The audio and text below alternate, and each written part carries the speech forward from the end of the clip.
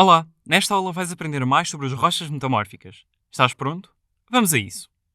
As rochas metamórficas são constituídas por minerais recombinados a partir de outras rochas magmáticas ou sedimentares. Ou seja, uma rocha magmática pode dar origem a uma rocha metamórfica. À semelhança de uma rocha sedimentar, também pode dar origem a uma rocha metamórfica. Isto ocorre pelo efeito da temperatura e também do efeito da pressão.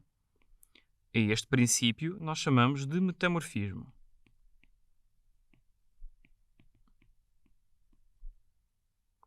Quando ocorre o metamorfismo, este vai fazer com que existam novos minerais nas rochas metamórficas. E estes minerais são exclusivos da formação da rocha metamórfica.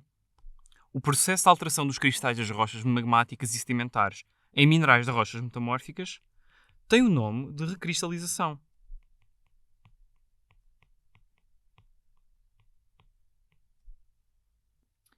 A recristalização é então a alteração do tipo de minerais de uma rocha. Ou seja, os minerais de uma rocha magmática podem originar minerais de uma rocha metamórfica.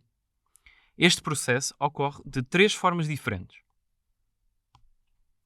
A primeira forma com que pode acontecer é pela circulação de fluidos. Os fluidos magmáticos, ao circularem perto das rochas, podem então alterar a sua composição química e então causar a formação de rochas metamórficas. Neste caso, ocorre a alteração da composição química. Outra forma de cristalização é a reação química entre os minerais de uma rocha. Nas condições de pressão e temperatura, estas podem promover as reações entre os minerais, mas isto não altera a composição química de uma rocha. Por fim, a última forma de recristalização é a alteração da estrutura cristalina. Pelo efeito da pressão e da temperatura, os cristais podem se reorganizar no espaço e então alterar a sua estrutura cristalina. Neste caso, também não há uma alteração da composição química da rocha. E agora, uma nota muito importante. A recristalização é um processo que leva a uma maior estabilidade dos minerais. Esta estabilidade é característica das novas condições, ou seja, das condições de metamorfismo. Então, quando os minerais de uma rocha metamórfica ou de uma rocha sedimentar sofrem o efeito da pressão e da temperatura em condições de metamorfismo, estas podem originar novos minerais. Quanto maior for a ação da pressão e da temperatura, pode haver a formação de minerais diferentes. Por exemplo, condições de pressão e temperatura baixas dão origem a minerais do tipo da moscovite, enquanto pressões e temperaturas elevadas dão origem a minerais do tipo da selimanite. Ao analisar os minerais, estes podem fornecer então informações muito importantes sobre as condições de metamorfismo.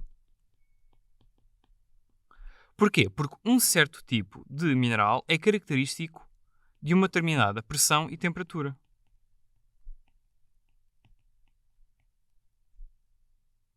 Mas nem todos os minerais podem conferir informações sobre as formações das rochas.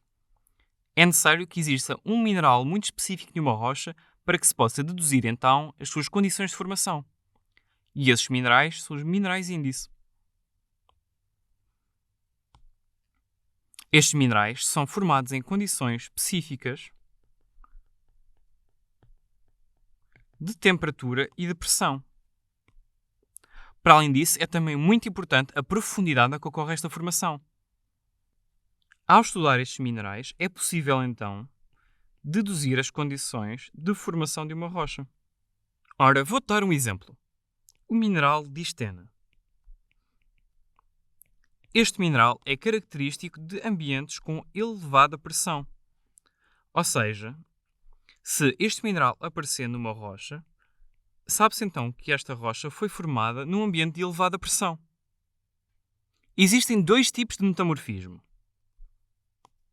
Um metamorfismo regional e também um metamorfismo local. Um metamorfismo regional é característico de áreas com grande extensão, enquanto que o metamorfismo local é característico de áreas com uma pequena extensão. Vou-te começar por explicar o metamorfismo regional. Como te disse, este é característico de áreas com grande extensão e também de elevada pressão e temperatura. Neste caso, é muito importante o efeito da pressão, porque é este que vai conferir o aspecto característico deste tipo de metamorfismo. A pressão que ocorre neste tipo de metamorfismo é a pressão dirigida e vai então levar a rochas foliadas. A foliação das rochas pode também ser chamada de xistosidade, devido ao aspecto do xisto. E como é que isto ocorre? Sobre uma rocha é exercida uma força. Esta força é exercida numa só direção. E então os minerais vão ser reorganizados de forma perpendicular a essa direção da força exercida. Ou seja, as camadas vão ser perpendiculares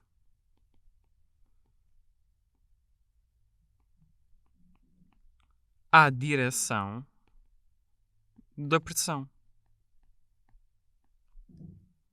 Neste tipo de metamorfismo pode ocorrer um evento específico, e este evento é a anatéxia. A anatéxia é o evento de fusão parcial das rochas. Neste evento ocorre a fusão parcial de parte das rochas. Não ocorre a fusão total, porque isso seria um evento de magmatismo, mas neste caso estamos a falar de ultrametamorfismo.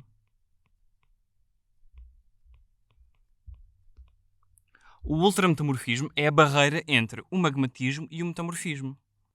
Ora, o metamorfismo regional ocorre em áreas de grande extensão, como é o caso de áreas de choques entre placas. Nessas regiões ocorre a exerção de pressões dirigidas. Por fim, o último tipo de metamorfismo é o metamorfismo local. Este é chamado também de fenómenos locais, devido a ocorrer em pequenas áreas. Neste tipo de metamorfismo é muito importante o efeito da temperatura, e neste caso, não da pressão. Neste caso, existe o contacto direto das rochas com o calor. Este tipo de metamorfismo pode ocorrer em zonas de intrusões magmáticas. Quando existe uma intrusão magmática, o magma vai contactar com as rochas que estão à volta deste. Essa zona à volta do magma é chamada auréola de metamorfismo.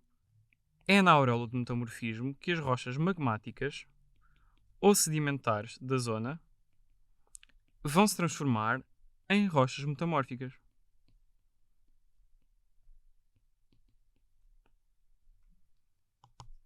Quanto mais próxima estiver uma rocha da intrusão magmática, maior vai ser o seu grau de metamorfismo, porque também existe maior temperatura.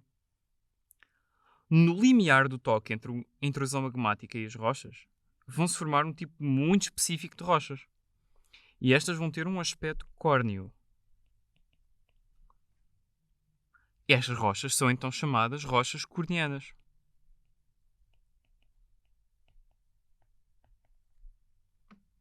Vês? Não é assim tão difícil. Agora já sabes mais sobre as rochas metamórficas. Boa sorte no teu estudo e até à próxima. Tchau!